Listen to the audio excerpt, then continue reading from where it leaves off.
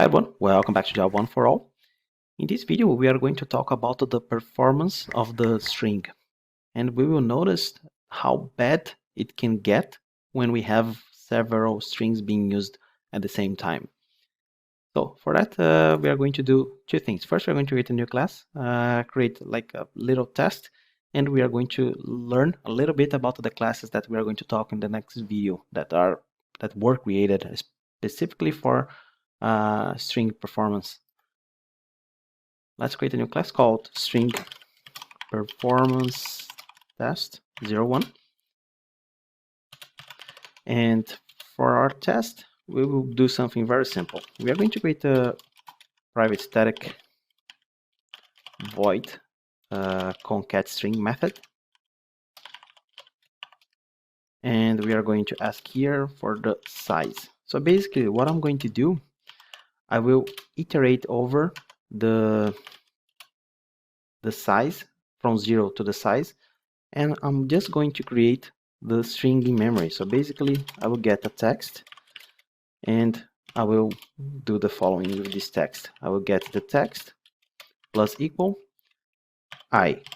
So basically this will be 0 in the first iteration, the second iteration will be 0, 1, and then 0, 1, 2. So as you know, the strings are immutable, and we are going to see how this will affect the performance. We are going to see how long does it take to go over all of this and create these guys in memory.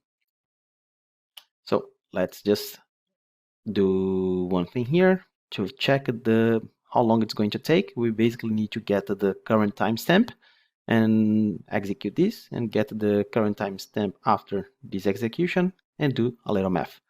We can do that through this method. Let's create a long begin, and we are going to get the current time system.current time in milliseconds. So basically this is going to return the current time that I have here in milliseconds, and then I will execute the concat string, and I will start with 1000, and then we will get the same again, system.current time millis, and we are going to check how long it took.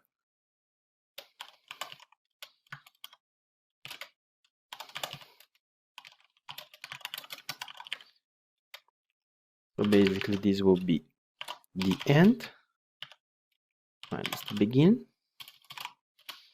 and this guy will return milliseconds for us. Okay, let's see. Control Shift F10. And as you can see, to create 1000 strings in memory, it's taking 4 milliseconds. What happens if we add one extra 0? And I'm going to teach you something new. When you are working with literal numbers that you can write in your code, you can separate them through the use of underscore. This is just for human visualization. In the end, this is just 10,000. Control Shift F10. And as you can see, it's taking 176 milliseconds. And you think, well, maybe that's not much. So I will add one extra 0, and now we have 100,000. Control Shift F10. And as you can see, the program is still running. And based on your JVM, your computer specs, it may take more time or less time. But for me, it took 10 whole seconds to create 100,000 in memory. So this is quite a lot, and you may think 100,000 users at the same time creating new strings may not be much, but imagine if you have like an application like Amazon or Google or Facebook, where we are talking about billions of users at the same time. So you have to be careful with this performance. Since 10 seconds is too long, we're going to reduce this to 30,000. Let's see how long it's going to take. 30,000, 1 second. Yeah, that's good. So in my case, I have i7 from the 4th generation. That's why it's taking so long. So if you have another JVM as well, I'm using the JDK 15. I think JVM 8 or 9 I think prior to 9. They did some performance improvements after JDK 9, and I believe it will take way more time on JDK 8 and below. So now we are going to see what Java did for to solve this problem. Basically, they created another class called String Builder. String Builder, we are going to talk a little bit more in the next video, is a class that was created to handle strings like this. Especially when you are doing a lot of concatenations, this is one of the things that's going to have a huge impact in your performance, and they created this class to handle that. And we are going to see how it works. Basically, you just create a new object. So it's not like strings where you can just add a string directly. You need to create a new object. And one of the perks is that you can tell the size in advance. So basically, I can tell that we are going to have a string like with this size. And then we are going to change here as well, because you cannot use the concatenation like this with plus sign equals. You have to call a method append. And then we are going to send this I there. So in the end, the text inside this string builder object will be the same as this one. The difference is that the performance is very, very different. So let's copy this one and add here, removing the long. And I will start with 30,000, the same as this one. We know that it takes 1 second, and let's see how long it's going to take with string builder. Control Shift F10. And as you can see, it took way less actually, because it didn't change. It should take milliseconds. Control Shift F10. Now it's more like it. So for 1 second working with strings, our string builder took only 1 millisecond. And if I increase these to 100,000, as you saw previously, it took 10 seconds. Let's see how long it's going to take. And took only 4 milliseconds. So as you can see, the performance difference is huge. And based on what you are doing, this can make a lot of difference in between having your users leaving your app or your application or staying on them. Now, let's just create another one here, because I will duplicate this one and show you another class. Basically, we have like a brother. We have string builder and we have string buffer. What is the difference between string builder and string buffer? We don't know how to work with threads yet, but basically string buffer is a class that was created for systems that are using or having access from multiple threads at the same time.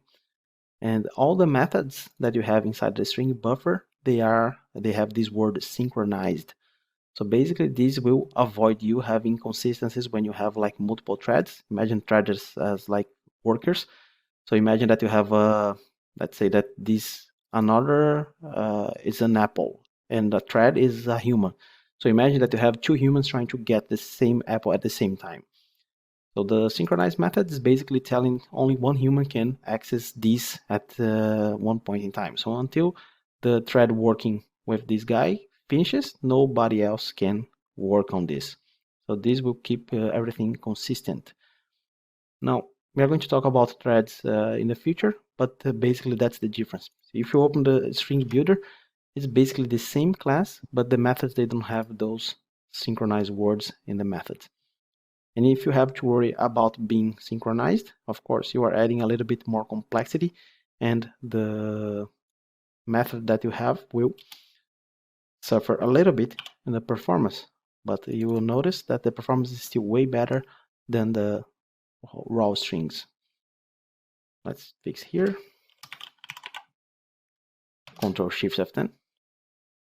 So as you can see, it takes 1 second for string builder and string buffer. For this size, it took the same, but we can play a little bit better, and we can increase here and add 1 extra 0, the same here and the same here. So now we are talking about 1 million iterations for each method. Control Shift F10.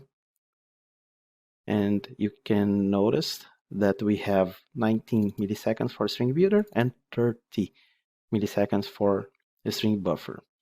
It may not be a lot, but you have to be careful, because if I talk about percentage, yeah, it's quite big, the difference between string builder and string buffer. But in the end, you can see that the performance between strings and string builder and string buffer, they are huge. And the question is, when should you use string builder, string buffer, or regular strings? I would say most of the time, it's okay to work with strings. If you are working with application that basically use string as attributes for representing class, or just printing some console messages, or not doing anything fancy, I would say it's okay to go with string. But if you are working, for example, with a text editor, then it's a good idea to start working with string builder. In the end, I think you have a nice feeling when you are working with strings and you are having a performance hit in your application. In the beginning, you should not worry about this, because it's just going to add more problems. Working with string builder, it may be more, maybe faster, but you are adding a little bit of complexity. So you cannot create strings like, for example, hey, my name is William. This is how you do it with string. It's pretty easy to read. But if you're working with string builder and string buffer, you have to add something like this. So as you can see, it is not very easy to read. You need a little bit more time. And in the end, we are talking about performance, readability, and maintenance of your code. It's quite difficult to find the balance between them. Only when you are working your application, you can feel that you are doing a good job or a bad job. So in the end, I think you should stick for now with strings, but it's a good idea to know that string builder exists. And if you notice, for example, that you are adding a lot of strings and having to use the plus sign, it's a good idea to start thinking about the string builder and string buffer. So these are just general guidelines. In the end, it's up to you to decide how your application should look like. Okay, that's enough. Let's talk a bit more about string builder and string buffer in the next video. So see you guys there. Bye.